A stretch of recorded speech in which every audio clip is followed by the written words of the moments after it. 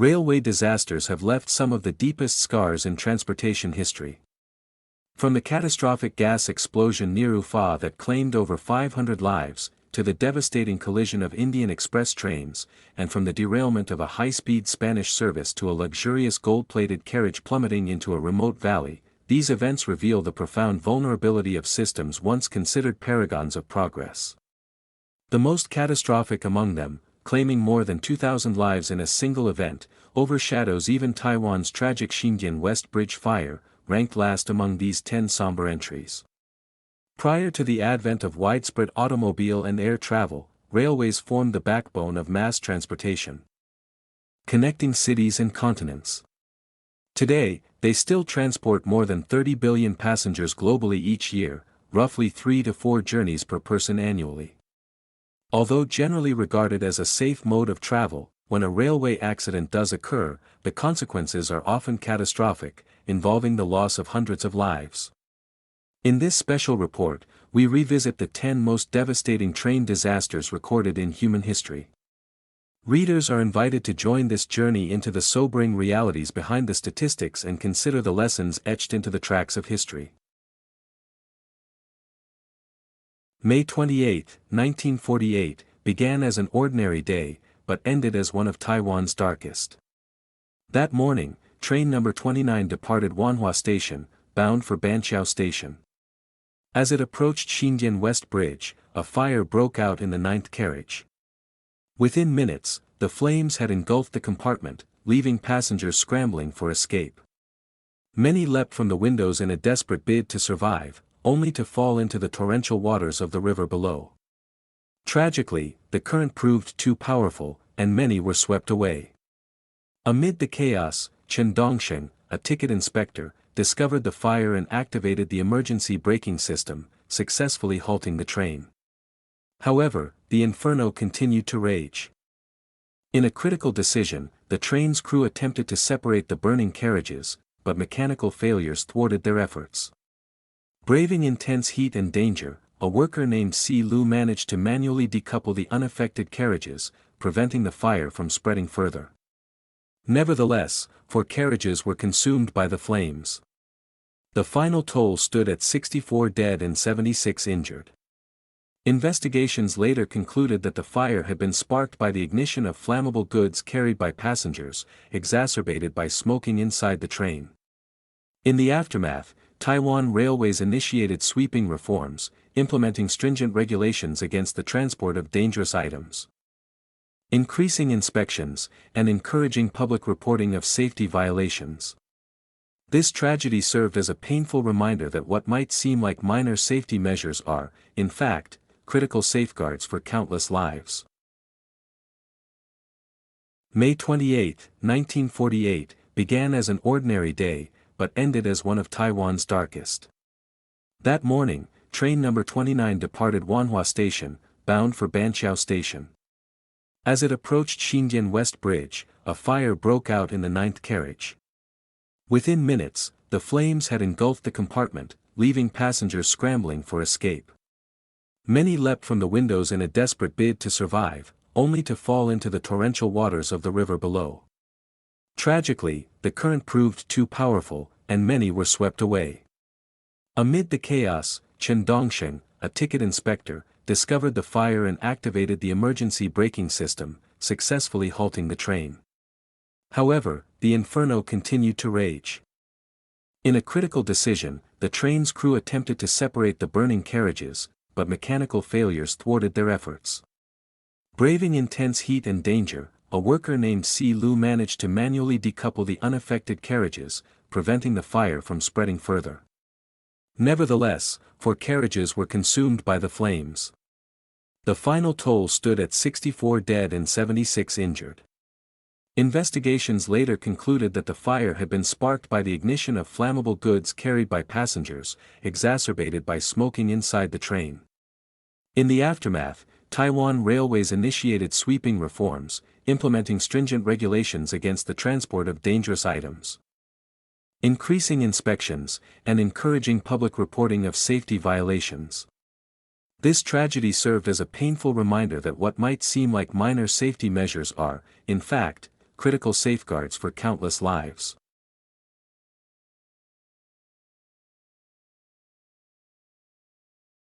On July 24, 2013, in the region of Galicia in northern Spain, Train 218, an LVR high-speed service, was en route from Madrid to the coastal city of Ferrol. With 218 passengers on board across 13 carriages, the journey proceeded without incident until the train neared Santiago de Compostela station. At 8:41 p.m., as the train entered a curve where the speed limit was 80 km per hour, it was traveling at an astonishing 190 km per hour. The consequences were immediate and devastating. Surveillance footage captured the moment the front carriage derailed, slamming into the protective wall of a nearby tunnel. The ensuing momentum caused the remaining carriages to overturn, disconnect, and pile atop one another, with some carriages shattering upon impact. The scene descended into chaos, with debris scattered across the tracks and desperate efforts to rescue those trapped. Emergency teams, including nearly 500 medical staff and security personnel, mobilized immediately, working through the night under floodlights to extract survivors. Ultimately, 80 lives were lost and more than 140 individuals sustained injuries, marking Spain's worst railway disaster in recent memory. Subsequent investigations revealed that the cause of the crash was not mechanical failure but human error. The train's driver had been engaged in a phone call with traffic control moments before the accident, leading to a critical distraction. Furthermore, the train's automatic braking system had not been installed on this particular stretch of track, leaving no safeguard against overspeed.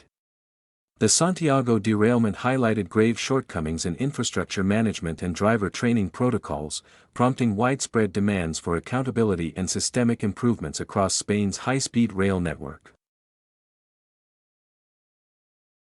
On June 3, 1998, a German high-speed train, S884, embarked on its journey from Munich towards Hamburg. At that time, this train, consisting of 12 carriages, was one of the fastest mainline trains in the country, capable of reaching speeds of up to 200 km per hour. Aboard were 287 passengers, the train almost at full capacity. At 10:58 a.m., as it crossed under a bridge in Eschede, Saxony, disaster struck. The third carriage's wheel rim suddenly fractured, and the steel rim flew off at an alarming speed, hitting the track and jamming into a rail gap. This caused the rear carriage to derail violently, setting off a chain reaction. The train shuddered uncontrollably, and as it passed beneath the bridge, the sixth carriage collided with a bridge pier, causing the carriage to split in two. The concrete bridge above collapsed, crushing 3 carriages beneath its weight. The seventh carriage smashed into the front carriages, killing many passengers instantly.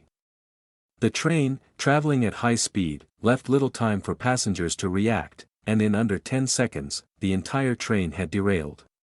Rescue efforts were immediate, with Germany deploying numerous police, medical, and military teams to the scene. It took 3 days of intense work to clear the wreckage. In the end, 101 people perished, and 105 were severely injured, marking the worst train accident in Germany's railway history. Investigations later revealed that the cause of the tragedy was a small but crucial metal ring, which had been worn down over time and not replaced. More alarmingly, warnings had been issued prior to the accident, but the railway company had failed to act on them. On the night of August 20, 1995, near Firozabad in Uttar Pradesh, India, one of the country's most devastating train accidents occurred. The Pusatartar Express, traveling from Bhubaneswar to New Delhi, collided head-on with a local passenger train. The local train had made an emergency stop after striking a group of cows, leaving its carriages stranded on the tracks. However, a critical failure in the signal system meant that the control center failed to alert the following train in time. As a result, the Pusatartar Express, unaware of the blockage ahead, continued at speeds exceeding 100 km per hour. At 2 a.m., the two trains collided with immense force, resulting in a catastrophic crash. The force of the impact drove the front of the rear train into the body of the train ahead, crushing several carriages. Others were flung off the tracks, some catching fire. The scene was chaotic, and many passengers were trapped in the wreckage, some unable to escape due to the spreading flames. The time of the accident further delayed rescue efforts, exacerbating the tragedy. The collision resulted in at least 358 fatalities and hundreds of injuries, making it one of the deadliest train accidents in India's history. Subsequent investigations revealed that the lack of an automatic braking system and redundant safety measures in the dispatching process contributed to the tragedy. The Indian government ordered an investigation into the national railway system. But the pressure of an aging network and overburdened infrastructure meant that many suggested reforms remained unimplemented. In the early hours of February 20, 2002, a train traveling from Cairo to Luxor in Egypt became the site of one of the worst train fires in history. The train, composed of 7 old diesel carriages, was traveling at 100 km per hour through the Nile Valley. The carriages were overcrowded, with many passengers, including low-income workers and travelers returning home, occupying even the spaces between the carriages. At 2:05 a.m., disaster struck. A kerosene stove, used by a passenger to make tea, exploded in the fourth carriage, starting a fire that spread rapidly. With no proper ventilation, fire suppression equipment, or escape routes, the flames consumed the car in seconds. The train continued moving at high speed.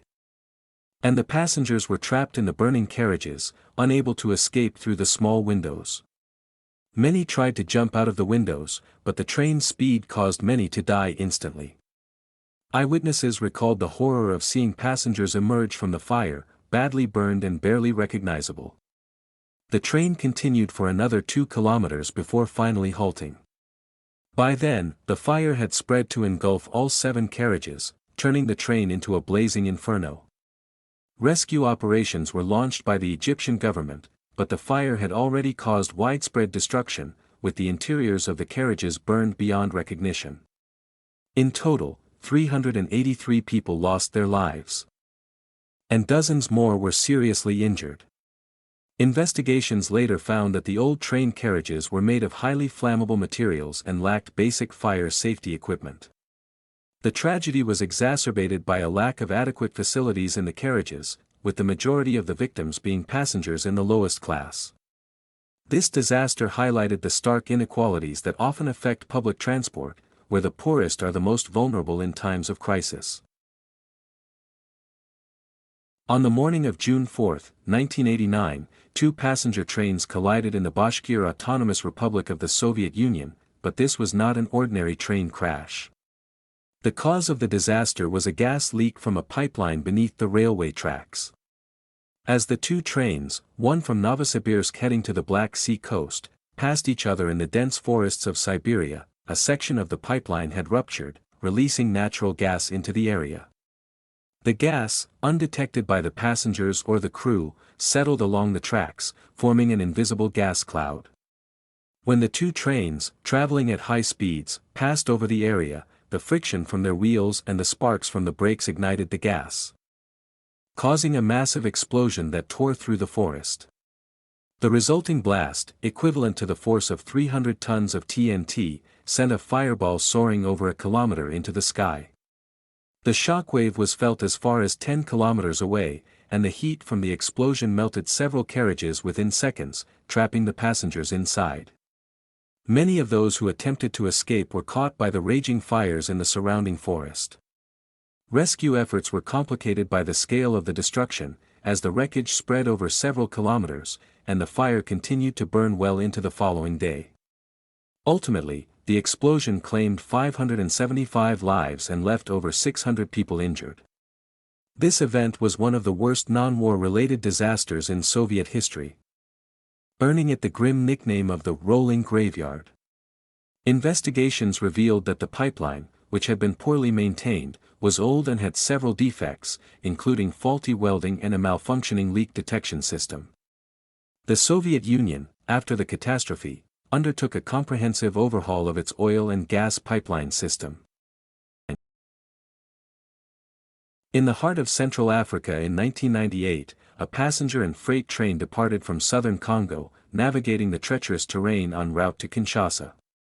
This rail line, traversing a mountainous area in Kinshasa province, was the sole transportation lifeline for remote communities due to the absence of functional roads. On board were nearly 1,300 passengers, far exceeding the train's design limits. In the early morning hours, as the train descended a narrow mountain bend, its braking system failed. The aging tracks, worn thin by years of neglect, could no longer support the train's weight. It derailed, plunging into a deep valley. Darkness cloaked the scene, power and communication systems were non-existent. The outside world remained unaware for hours. When rescuers finally arrived, they were met with a landscape of destruction. Carriages lay twisted and torn across the ravine, some barely clinging to the cliffs. Many passengers had no chance of escape. The devastation was compounded by the ongoing civil conflict, which hindered response efforts. The National Rail Company lacked a comprehensive passenger list, making identification impossible. Death estimates exceeded 1,000, yet no official record, monument, or archival footage exists. Only local memory and oral accounts preserve the event, now buried within the rainforest's stillness. Several years earlier, on June 6, 1981, the Indian state of Bihar experienced a comparable calamity. A passenger train, traveling from Malda to northern India, attempted to cross a narrow iron bridge spanning the Bajila River. The region was deep into monsoon season, and prolonged rainfall had compromised the structural integrity of the bridge. That afternoon, the train crept forward under heavy skies. A sudden torrent and intense wind struck as it reached the midpoint of the bridge. The foundation, softened by weeks of saturation, gave way beneath the locomotive. Multiple carriages derailed and plummeted into the flood-swollen river below. The water, muddy and 7 meters deep, swallowed the train in seconds. Local villagers arrived first but were unable to assist due to the dangerous currents and zero visibility. Hours later, rescue teams reached the remote site, but conditions made salvage efforts nearly impossible. Few remnants of the train were ever recovered, and less than 300 victims were officially identified. The lack of a centralized ticketing system and the prevalence of undocumented travelers made it difficult for Indian Railways to confirm how many were on board. Although officials reported approximately 800 fatalities, other sources, including independent researchers and international observers, believe the actual death toll may have exceeded 1,000. On December 26, 2004, Sri Lanka faced its own rail disaster, this time triggered by one of the most powerful tsunamis in modern history.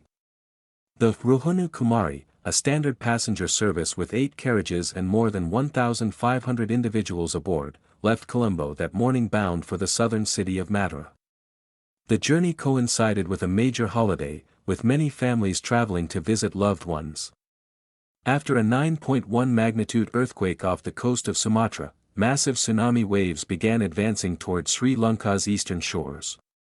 The train paused near the coastal village of Paralia, situated just 200 meters from the sea. Initially, a small wave submerged the tracks, prompting curiosity rather than alarm among passengers. Some even stepped out to investigate. Minutes later, a towering wave approached at over 50 kilometers per hour, nearly 10 meters high. It swept the entire train from the rails, crashing it into nearby structures before dragging it back to the coastline. The force of the water dismantled the carriages, scattering twisted metal and uprooted debris. Mud, construction remnants, and natural materials encased the wreck, making recovery efforts nearly impossible. Emergency responders were delayed by 2 days due to the widespread destruction and communication failures. By the time they arrived, no survivors remained. The United Nations and the Red Cross estimated at least 1,700 lives were lost, passengers, bystanders, and local residents included. Some speculate the actual number may have exceeded 2,000. This incident has been described as the highest number of fatalities in a single train accident globally and remains a harrowing emblem of the broader tsunami disaster. These incidents underscore the catastrophic consequences that can arise when infrastructure fails, oversight lapses, and nature strikes without warning. Though separated by geography and circumstance, they share a tragic commonality, a profound human toll, limited accountability, and the absence of memorialization. These stories remind us that behind every statistic lies a chorus of voices now lost to history. As such, they deserve not only to be remembered, but to be studied and honored with the dignity that was denied them in the moment. If these histories resonate with you or if you have personal insights to share, feel free to engage in the conversation below. Thank you for reflecting on these forgotten chapters. Be sure to subscribe for more in-depth explorations of global history's untold stories.